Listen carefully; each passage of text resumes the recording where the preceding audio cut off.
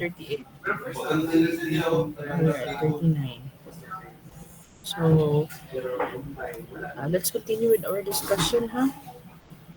So that makapas mo. So, yesterday,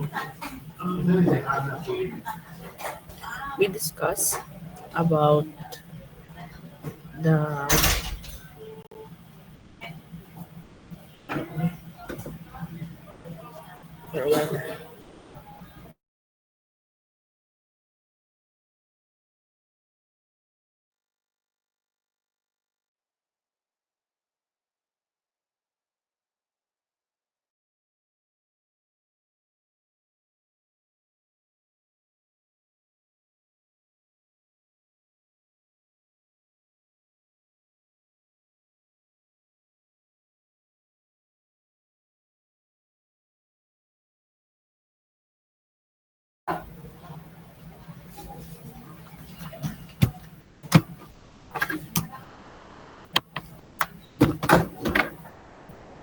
so okay. So yesterday we discussed about the determinacy and stability of beams and frames. So today we will move on to the determinacy of trusses. So tuloy na sila. Beams, frames, and trusses.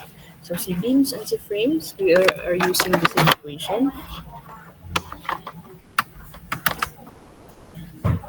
And si trusses ang different. So lahi si trusses.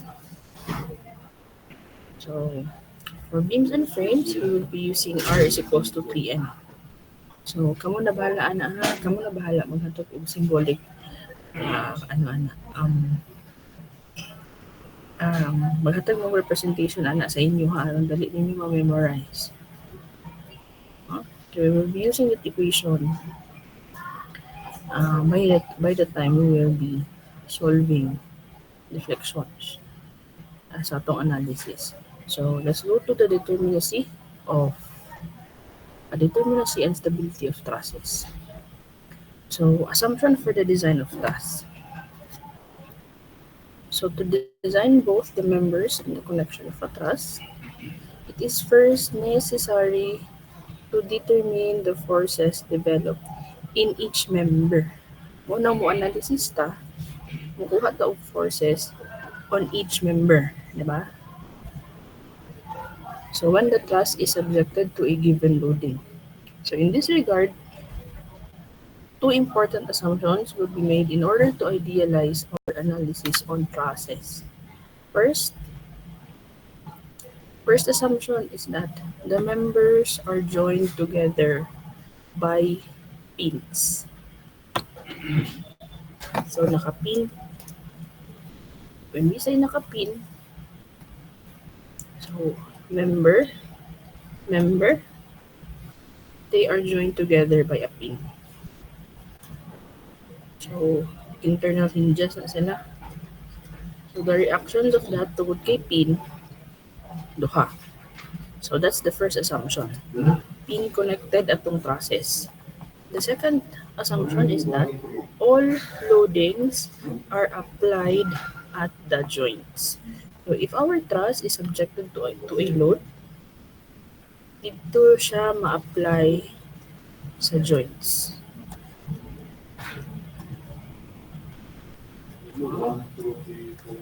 Apply sa joints. So dali atong mga loadings. Okay, so that's the two assumptions. So because of these two assumptions, each truss members act as an axial force member. So axial siya.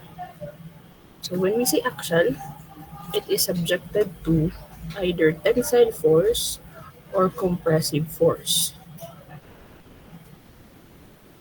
So if it elongates, the member is subjected to a tensile force, P, and if it shortens, the member is subjected to a compressive force. Mostly on our analysis, if the force is positive, that is tension. If the forces are negative, then that is compression. So on task design, it is important for us to state why either whether the force is tensile or compression. No, tension or compression ba? I-indicate gid mo na siya.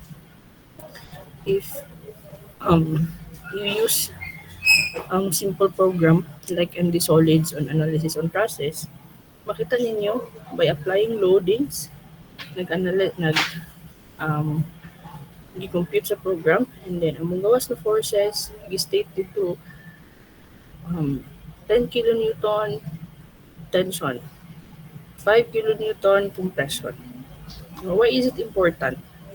Because it is used most often to identify what materials to be used for the design of members. So compression members must be thicker than tension members because of the buckling and sudden instability that may occur in compression members. So, ingani atong behavior. So, when we say tension, it means gibira siya ha. Birahon, tension. No tension. And if it is compression, it means gidusok siya pasulod. No? It shortens kung naatay structure, and then forces is applied pa inside, so it shortens. So ang element sa tunga sometimes mubukad no na diha ang atong deformation. Dire kung tension subjected to loadings, mo-elongate na siya and it will maputol ang iyong rupture point. Maabot niya yung rupture point. Carl, mag-preparation lang yapon tag Saturday. So let's classify Preparation lang. coplanar trusses. When we say coplanar trusses, so trusses mo na siya, no? Trusses which are two-dimensional. Okay. Noted. Okay. So the first classification is the simple truss. So on our structure, to prevent collapse, the framework, say for a truss, must be rigid. Rigid siya. So if you can see the example presented below, the truss A, B, C, D, kung imo pa lang na siyang tan-awon by inspection, that is not stable. And if it is subjected to a load, let's say load P, this will collapse. Unless, punta nato siya bracing here on the center to resist the diagonal movements. Mapugnan niya siya na joint on moving. Okay? So, simple truss. The simplest framework that is rigid or stable is by the form of a triangle. Ano makabantay mo, bisan pag combination of a compound, siya, dako siya na trusses, mostly makita nimo nga shape on that is a triangle.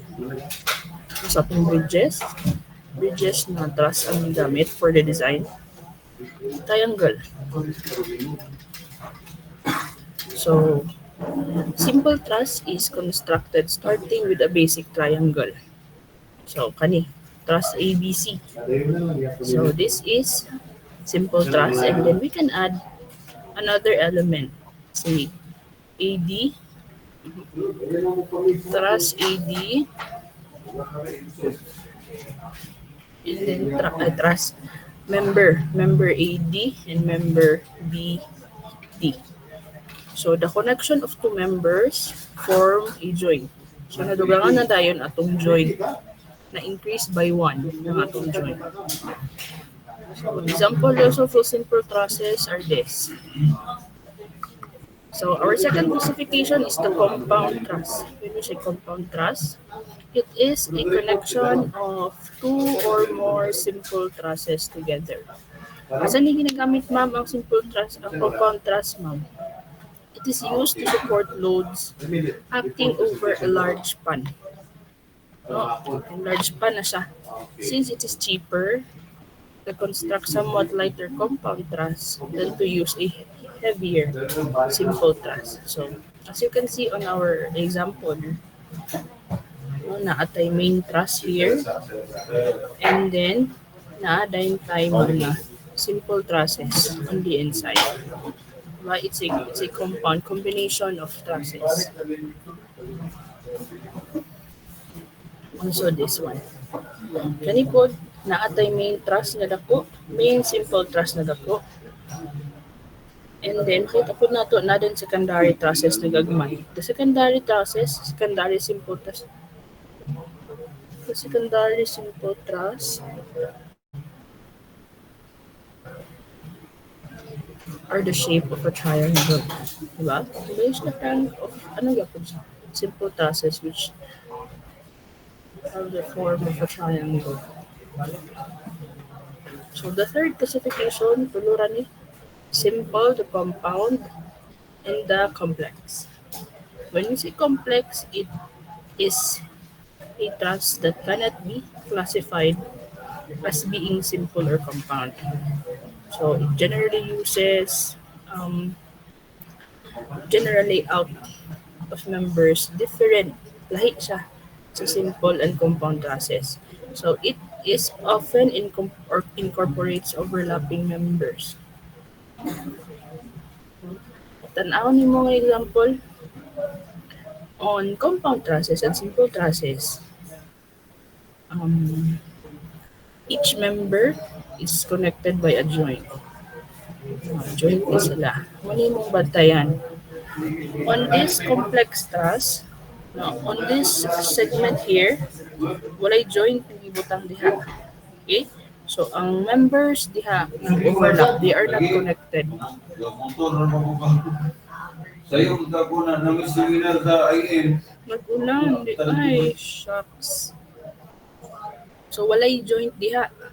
So, ang mga member, kung atong po ng member on the center is only 1, 2, and 3. Sila na tulo. Kaya wala man sila they are not connected by a bead. No? Atong count man as one member is from joint to joint man. So, muna siya for complex trusses. So, let's go to statically determinate and statically indeterminate trusses. The definitions are the same class when we say statically determinate. The number of forces is equals to the number of our equation. Mag-equal sila. When we say statically indeterminate, there are more forces than our available equations of equilibrium. So, mas greater ang forces na to. So, if it is indeterminate, we will be identifying the degree of indeterminacy. So, ano gid ha? I-solve ha? So, same concept but different equation when it comes to truss. When we solve determinacy of trusses, we will be using this equation. B plus R is equals to 2J. So that is statically determinate. B plus R is greater than 2J. That is statically indeterminate. So, sa may ang designation, ano yung equation? B is the number of members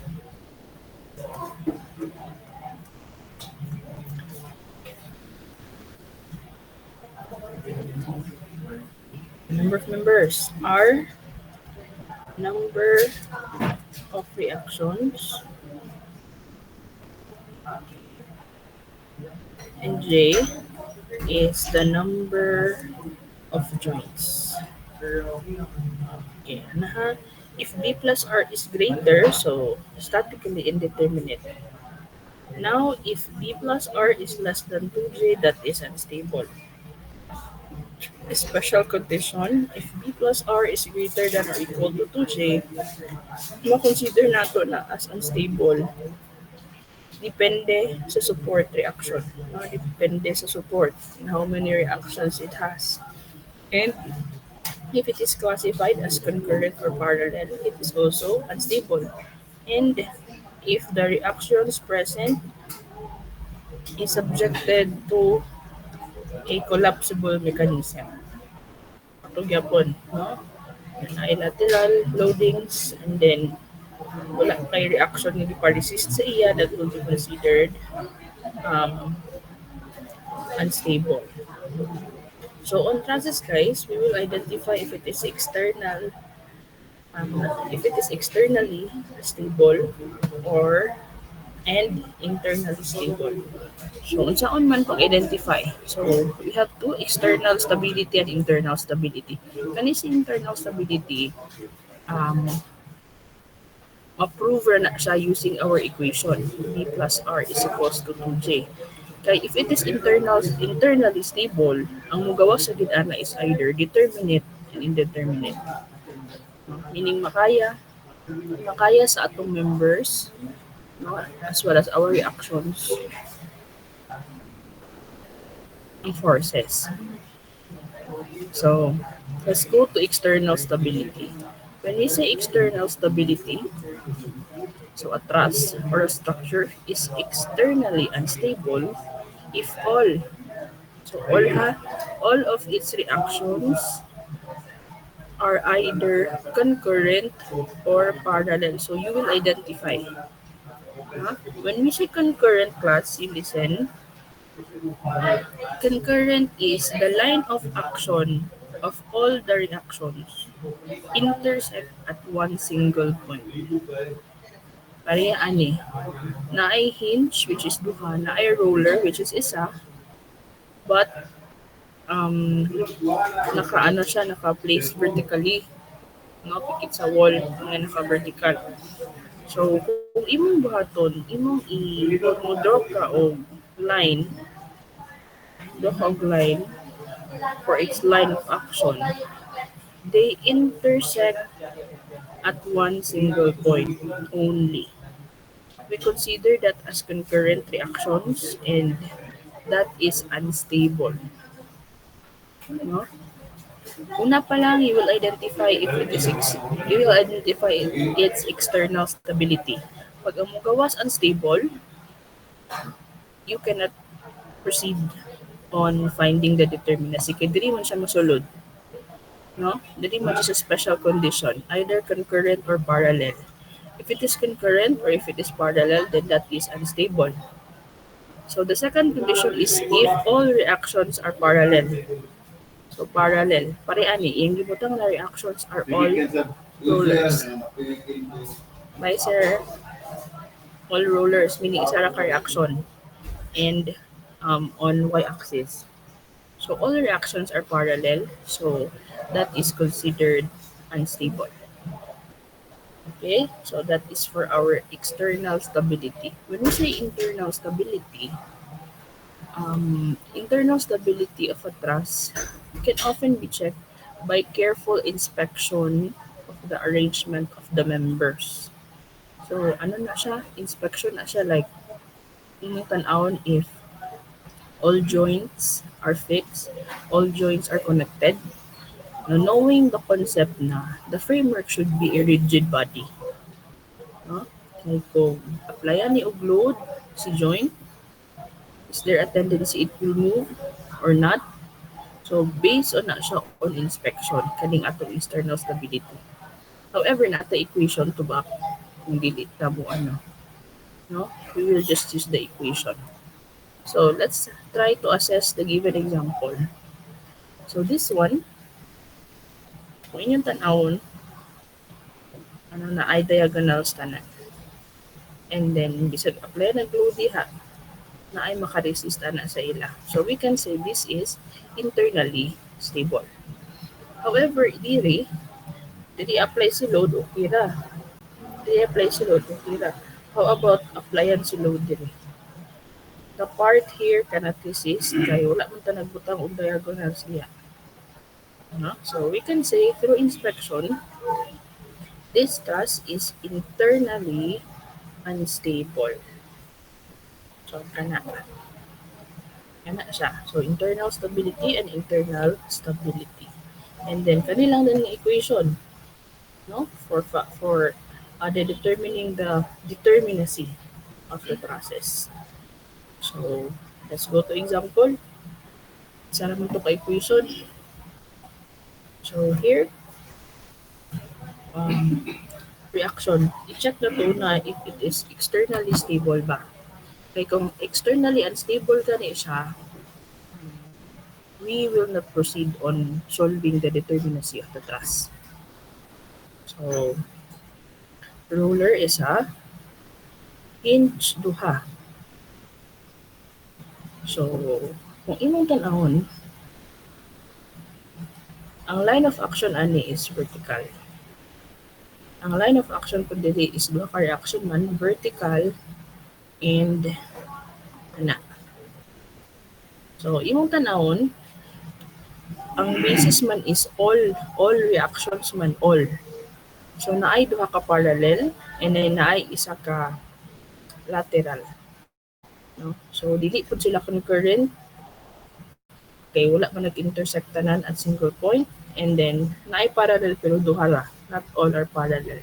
So, we can say that this truss is externally stable. So, if it is externally stable, we will proceed on solving the determinacy of the truss. B 2 plus R is equals to 2J. So, count B is the number of members. So, take note class ha, the member is separated by a joint. Connected by a joint. Joint to joint is a member. So, 1, 2, 3, 4, 5, 6, 7, 8, 9, 10, 11, 12, 13, 14, 15, 16, 17, 18, 19. So, B is 19. Number of reactions is 3. Number of joints, so you count 1, 2, 3, 4, 5, 6, 7, 8, 10, 11. 11. So using the equation 19 plus 3, 2 times 11. So this is 22, this is 22. So equal sila. It means our truss is what? Ano sa mga itong truss? Thus, truss is okay. The truss is statically determinate.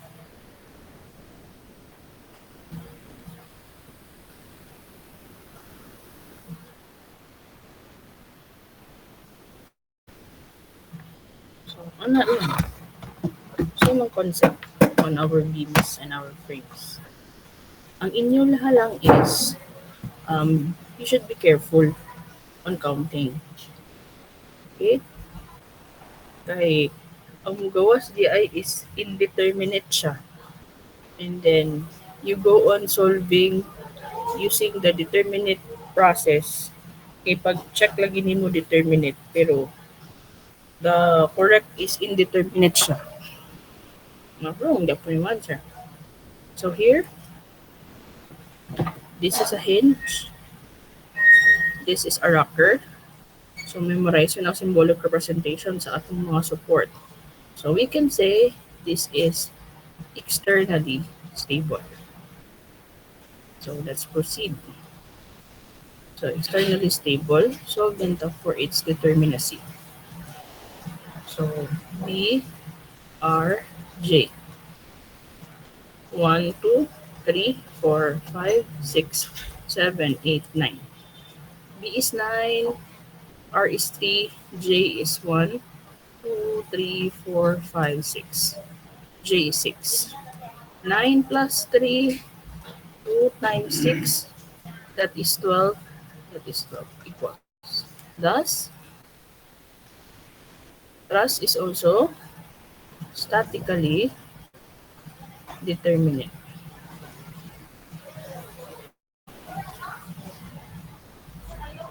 Determinate.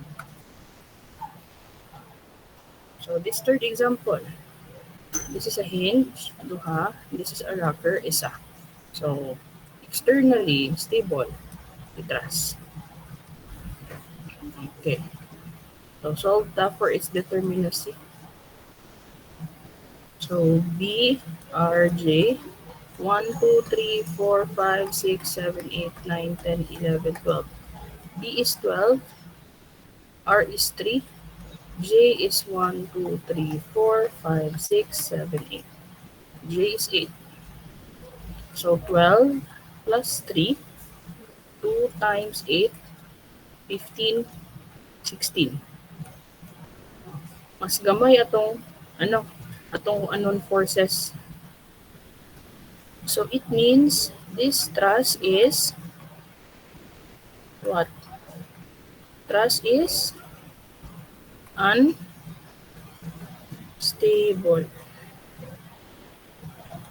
Truss is unstable. So we cannot solve unstable trusses unless we modify the design of the truss. No? We add members. We add members para ma-change ang value sa atong B plus R. No? Para mas stable siya. So, example number 4. Hinge, hinge, hinge, hinge. So, that is externally stable.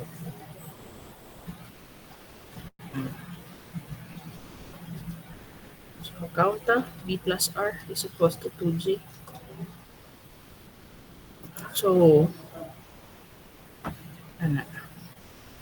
so B, R, J. 1, 2, 3, 4, 5, 6.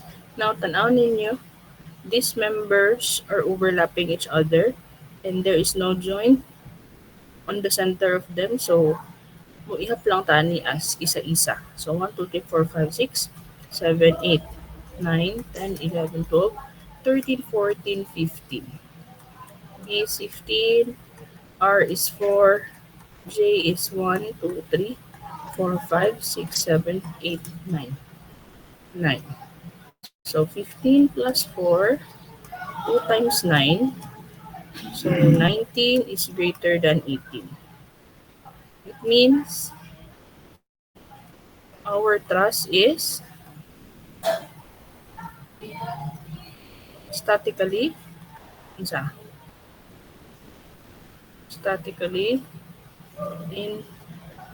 indeterminate to the dililimtan to the first degree. Dililimtan ang degree of indeterminacy. So kana. That's it for the determinacy and stability of trusses. You just count the number of members, count the number of reactions. Hello, oh my God! Nag-iilog ko.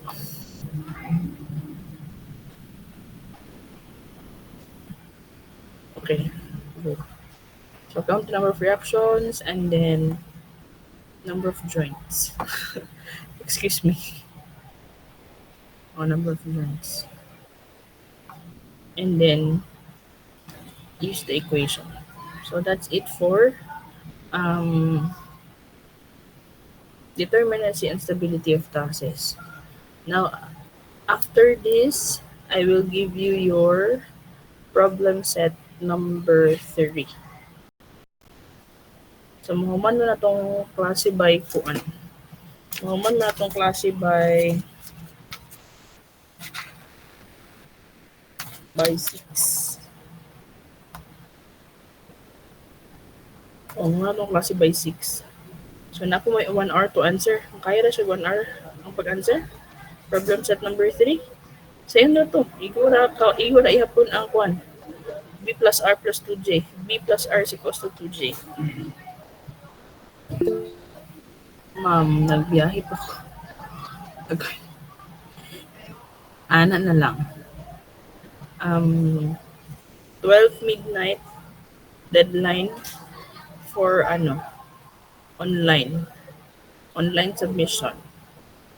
12 midnight. So the hard copy will be submitted next week. Okay? So problem set number 3 today, 12 midnight, and hard copy next week. So any question? Abay pangutana? Wala na, ma'am. Hindi ka makatubol. Sige. I'll check lang the attendance.